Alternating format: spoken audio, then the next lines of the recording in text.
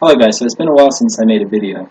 The joke there is that it is actually a while since I last made a video. However, from your end, it's not any great amount of time at all.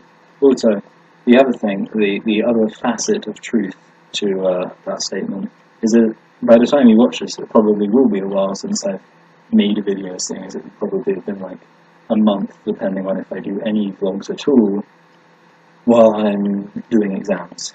Also, ooh, I've got I don't want to sound like it's sexist, but I'm going to use the term sexist, just maybe put it in sexist. It says, this looks like a job for, and then she says, crap, I'm not wearing my costume. So she's exposing herself. That's the joke. Much funnier than my joke about it being a while since I made a video. The other thing is, it's very weird knowing that I'm not going to upload this video for ages because I have a really bad pain in my shoulder. Well, actually, it started in my shoulder, and now it's moved up to my neck, so I'm pretty sure that it's just going to move. It's basically a parasite. It makes it feel inconsequential, doesn't it? All this pain I feel will just be gone. The acknowledging my current state on this video means virtually nothing because it will be a memory I've forgotten by the time I actually upload it, and I'll watch it and I'll be like, did it actually hurt that bad? It did. I don't know how bad you're thinking it did hurt, future Michael, but it hurt very badly. Hey guys, and welcome to a Socialist Reads Adam Kokesh's Freedom. Today, we will be, you know what, I always don't check the title when I start this. We will be looking at, I believe it's taxation. That's going to be my guess. Yes, we'll be looking at taxation. And this should be a relatively short chapter, mostly because you can imagine the types of things that he would say about taxation. And chances are, if you're at all interested in watching someone refute Adam Kokesh, then it's, I imagine it's not because you think he's like right about everything. In fact, I don't think anyone who's that smart thinks Adam Kokesh is right about everything. Even if you are a libertarian or a anarcho-capitalist, I do meet anarcho-capitalists who say that Molyneux and Adam Kokesh are not as intelligent as, say, Rothbard, and I can appreciate that. I don't think Rothbard is that intelligent, but I think he's more intelligent than Adam Kokesh and Molyneux. Take that for what it's worth.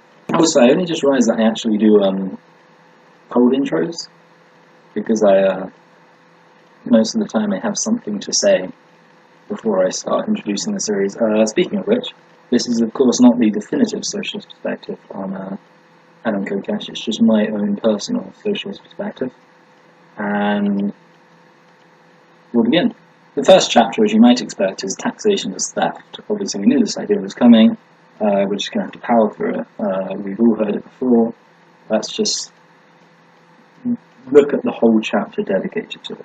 He says, the moment you decide that you don't like what your tax dollars are spent on, either you are submitting to the coercion behind every tax law or you are going to jail. Now in the context, he's claiming to argue against the idea that taxation is justified by saying that you're not always going to like what your tax money is spent on. However, taxation is by definition coercive, and therefore the fact that it is going to be enforced on people who don't want it to be enforced on them is a given. You know, that's already implied. When you say taxation is justified, what you're saying is that the coercive, violent appropriation of money by the state is justified. Saying on top of this, well, people might not like what it's spent on, isn't really an argument, it's just acknowledging the nature of taxation. Now, there are arguments against taxation, and there are arguments for taxation. I'm not really going to go into that because this entire chapter is on taxation, so I'm just going to focus on the fact that this specific argument right now is irrelevant. I could have told you already, anyone should be able to work out that the implication of taxation is sometimes people are going to be taxed when they don't want to, and sometimes that revenue is going to be spent on things that people don't want it to be spent on. That's the trade-off for the justifications that some people offer for living in a state. You can argue against those justifications, but you have to actually argue against the position. When a tax is imposed on the population, it means a large chunk of the wealth is no longer allowed to serve the needs of the people who earned it, but rather the needs of the government.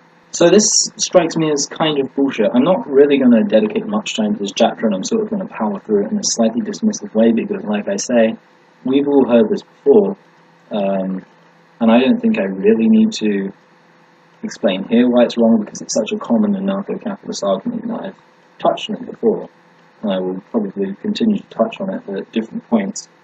However, the idea that the government doesn't serve the needs of the people, it can be true, it depends exactly what you mean by that, but the point is that the purpose of the government is to serve the needs of people. So you can't just say that by virtue of the fact that taxation goes to the government, it is therefore not serving the needs of people, and that's what Adam Kokesh is implying here. Generally, taxes are imposed to the greatest degree possible, taking as much as they can from whomever they can. In what sense are taxes imposed to the greatest degree possible? There are parties that offer very low tax rates, and some of those parties get into government. Now, you could argue that they offer the greatest taxes possible while getting elected. In other words, it's basically a truism, you know. The government will offer the worst policies possible in order to get elected, because if they offered worse policies, they wouldn't get elected. You know, an analogy here would be governments propose the maximum number of mandatory anal bee stings possible, because, yeah, sure, no party proposes mandatory anal bee stings, but no one will vote for mandatory anal bee stings. So how do we know that the parties aren't just constrained by democracy? It's a completely bogus argument. You can't just say, well, no matter what parties do that is in line with what I believe, in this case, low taxes, it is only because that's what they needed to get elected. Well, obviously, otherwise they wouldn't be the government. What this guy is basically saying, when you boil it down, is governments are elected, and therefore every single policy they have would be the maximum, or the policy that they had to do in order to get elected, without any knowledge over which policies they might have been able to change in order to get elected. I think it's reasonable to say that there are a lot of parties that are elected and could probably have had slightly higher tax rates without, not being elected. Sales tax is simply conditional theft, just like import taxes or any other tax on trade. I have to say that I feel like this could also be said about capitalism and wage labour, because it's a conditional charge. If you don't want to work for a boss, or if you choose not to work for a boss, then you don't have to pay this charge, the charge being however much money you sacrifice through not selling your commodities directly. But, it seems to be somewhat equivalent. Taxation is an inescapable part of the government racket. If governments never stole, they would cease to be governments. This isn't actually true, because I believe in a government, but I don't believe in taxation. I support a government that orchestrates a number of voluntary police departments, meaning they do have a monopoly on the legitimate use of force, but they do not tax. So they are a state by the standard definition. They have a monopoly on the legitimate use of violence within a given territory, but they do not use that monopoly on legitimate use of violence to tax. They use people's voluntary cooperation with the state to enforce laws. At least, And even if I didn't believe in that, which I do, I don't know why I say even if I didn't, but the point is that even if you're like, well, the majority of people don't believe in that, it's still theoretically possible. So what he's saying here, that a government needs to tax in order to be a government, is false. Next chapter is money and banking is theft. As with all taxes, the purpose is to transfer wealth from the poor to the rich. I don't get this. All taxes transfer wealth from the poor to the rich, including the capital gains tax, apparently. So this guy is basically arguing that inflation is a tax by de facto, because the government produces more money that they control, and in doing so it devalues the amount of money controlled by private actors. However, money needs to enter into the economy at some point. If we still had the amount of money in the economy that we had in the 1800s, then we wouldn't be able to accurately represent the value of everything in the economy. I mean, if you imagine it, suppose, I don't have the exact figures, but let's say there was £1 billion in the UK economy in the 1800s, and now we have 20 million houses, and however many million cars, offices, blah blah blah.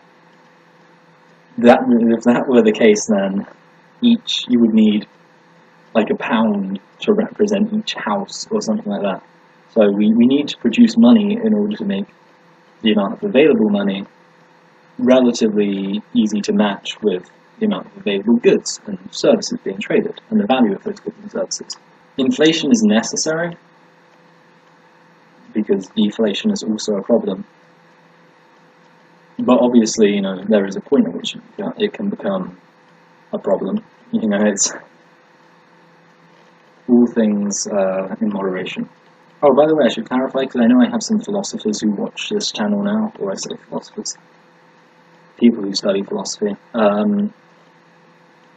That wasn't a deductive proof of inflation I was just offering, or my argument I was offering when I said all things in moderation.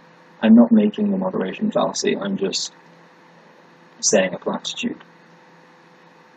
Because if you think this channel is about proving things, then you're wrong. This channel is about getting angry at people who I think are wrong, and not really defending any position myself. However, it seems to me that the solution to the problem of inflation is to give the government more control. Because one of the big problems with the way that inflation works currently, and it's something I will link to in the description below because I think it's really interesting, is the fact that money is injected into the economy by banks investing in risky ventures. So, things that don't serve the public need. And we would actually basically be producing money out of thin air in a way if the way we injected money into the economy was just by slotting it into the government budget. And that way we could have a committee of specialists who analyse exactly how much money is necessary, and it would be a very academic process. It would be a question of economic stuff that I don't really understand. But it would be, it wouldn't just be, haha, let's see how much money we can sneak into the economy to give the government more control. It would actually be based on a somewhat coherent understanding of economics. So I'll link to that. I think it's interesting, and certainly to me sounds like a pretty ideal solution to the problem of what do we do about inflation. Next chapter, we are powering through this. Why so complicated? Governments intentionally create complex tax systems to favour special interests and make it difficult to challenge tax collectors. Actually, the opposite is true. It's much more difficult to challenge tax avoiders and tax evaders because of how complicated the tax system is. Most of the time, complex loopholes in the tax system are designed to cut the taxes of a particular group, not increase the taxes of a particular group. And the really good book on this is called Perfectly Legal by David K. Johnson. So you should read that. I don't normally recommend books, by the way. I only recommend books when the book is really specifically about what I'm talking about. Also, the main reason why the government has really complicated tax codes is simply because of all the nuances of macroeconomic management, which is something that anarcho-capitalists aren't very likely to understand, because anarcho-capitalists make a habit of failing to understand the full extent of all the roles played by the government. But the reason why the tax code is really complicated is because there's loads of different economic imperatives, and those economic imperatives build on top of each other. Because governments create tax all the time, they don't often get rid of taxes, they just create more taxes to balance things out. So it's not part of a conspiracy, it's just part of bureaucratic incompetence. Also, side note here, I was recently talking to my uncle about policies if we were in government, and he said one of his policies would be to physically cut the tax code by 10% every year, just by getting rid of the pointless, redundant taxes that we now have. Land theft and property taxes, that's the next chapter. The government wants you to believe that you own yourself, your possessions, your home, and your land. In reality, it acts as if it owns you and everything within its territory. I haven't mentioned it up until this point, but using the term own in a moral sense can be very problematic. And I'm sure someone's mentioned this in a video, but I can't remember which one, so if you do know which one I'm talking about, then link it below, and I will put it in the description. But I think there are 4 different types of ownership that are defined. One is exhibiting control. which of course isn't a justification for ownership, because a car thief can steal a car, and that doesn't mean that they should own the car. Just because you control something doesn't mean you should control it. The other one is responsibility. So you own something insofar as you are held accountable for the actions of that thing, and anything that happens to that thing is your responsibility. You know? Then there's ownership in a moral sense, the idea that it's your right to own something. For example, it's your right to own a car, even if the thief has stolen it. If it's your car, it's your right to own it. And then there is just the reality of ownership, the laws, and how do we decide who owns what, and what enforcement is necessary to demonstrate the ownership. Basically, what is the law of ownership? And legal ownership may not always gel up with moral ownership. So what does it mean when he says that the government acts as if it owns me?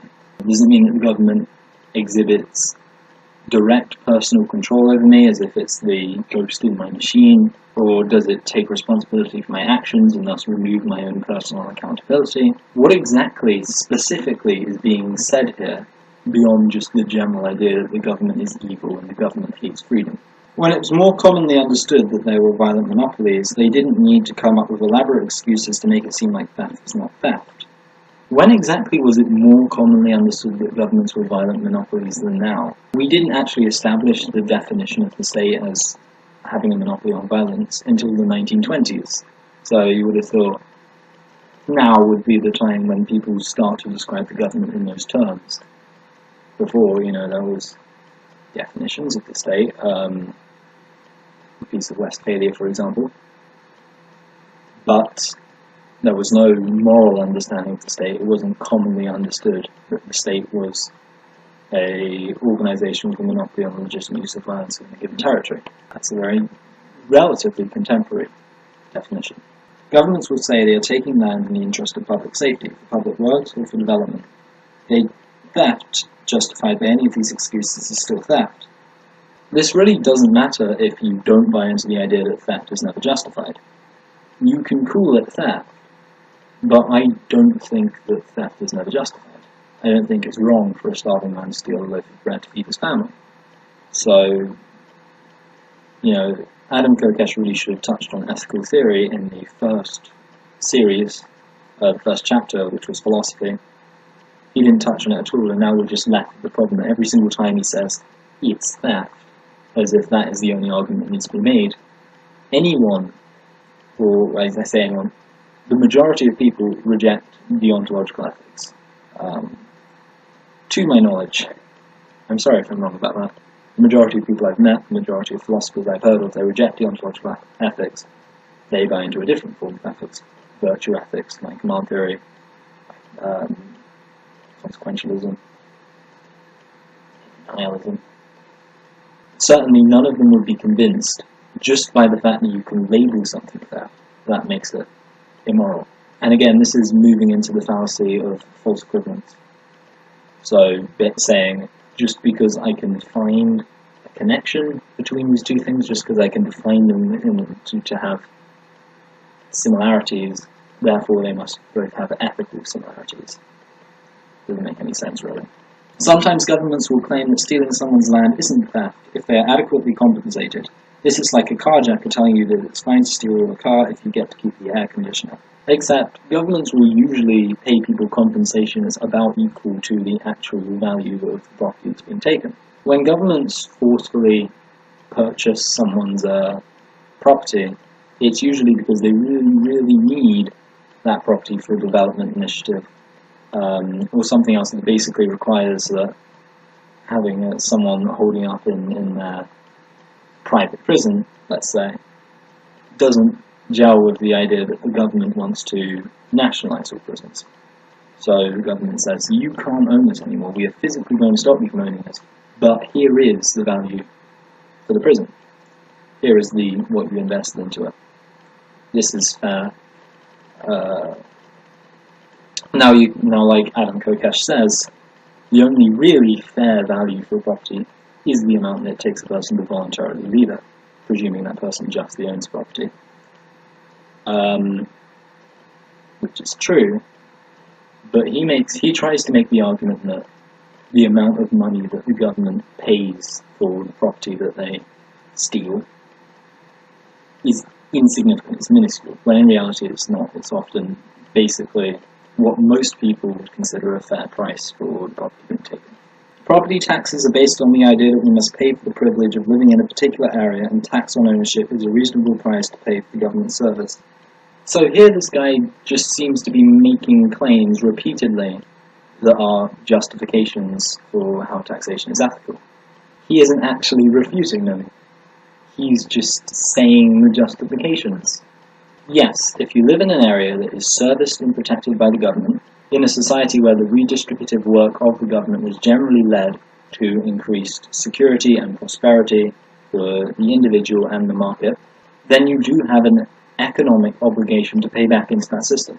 Looking out into the street lamps and the roads, knowing that I live in a society that is free from abject poverty, pollution, violence, the constant threat of force and violence, and free at the point of access, consistently available education and healthcare for those I love, makes me personally realize that whatever I achieve in such a system, it is because of the collective efforts of everyone to make a society that is more free and more prosperous and more stable. So I fail to see any righteous indignation on the part of those who claim that being forced to give some money back into the system is unjustified. Now, you might make the argument that the government isn't the reason why we have all this prosperity, that the government is basically irrelevant to it. And, well, you could make the argument, and you may make it quite cogently. The fact remains that Adam Kokesh hasn't made this argument. Now, I personally would say that until we dismantle government intervention in the economy, the institution of taxation is self-justified. You can argue that taxation is immoral insofar as government intervention in the economy in general is immoral, but you can't argue that, given the current state of affairs, taxation is particularly more immoral than anything else. So, until we live in this individualist libertarian society where we can actually confidently say that those who have done well have done so well not because of benefits afforded them by the state or the collective, but because of their own work, then we can criticize taxation with much more integrity. If you believe governments own all the land and the price of your property is for a usage license and your property taxes are rental fees, so what precisely is wrong with this interpretation? If governments have been the main force that have carved out the territory in which we live, then surely it follows that to some degree the government does own the land. The original owners of this land tacitly afforded control of this land to government-like agents millennia ago, and since then it's just been the same story over and over. There's been shifts and things like that, but ultimately we're just in the exact same situation, and it's the exact same transaction, voluntary transaction that was made between tribal peoples and their rulers that has led us to where we are now. So of course the argument would be that this trade isn't justified, that extensive amounts of control over a proprietarian empire achieved in the context of a forceful, violent, ignorant society is unjustified. So the fact that the government did carve out a country and was able to lay claim to that country is irrelevant because they did so with violence and intimidation and standing armies and coercion. So why can we support capitalism? Because capitalism is the exact same story. It dates back probably just as far, around the time of slavery, feudalism. Yes, it's changed. It's changed probably just enough and so much as the difference between tribalism and our modern nation states have. But it's the same story. As governments are to tribalism, so too is capitalism to the old days of slavery, feudalism, and mercantilism. So I don't see how you can be a capitalist who accepts that the context for the appropriation of private property by the capitalist class was justified, but then rejects the control that the state exhibits over nations. And we get our last chapter, intergenerational child abuse. Do we want to pass on to our children a free world of opportunity, but one in which they are born into debt slavery to pay for our mistakes. Obviously, watching this, you don't agree with Adam Kokesh, I assume, so clearly you support debt slavery. I'll have debt slavery, please.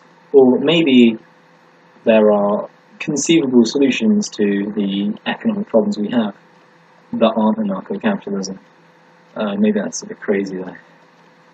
Again, here's something obviously bad, so let's all be anarcho-capitalist. It's not really an argument, it's just, here's something really bad, so let's all be anarcho-capitalist. I agree with the idea. Intergenerational child abuse, what he's talking about is the fact that we increase the amount of debt and just make it so that the future generations are going to have to pay it off, which is a problem. And I can agree with that, but I don't share his solutions to these problems. And I don't think he really has presented a solution to these problems.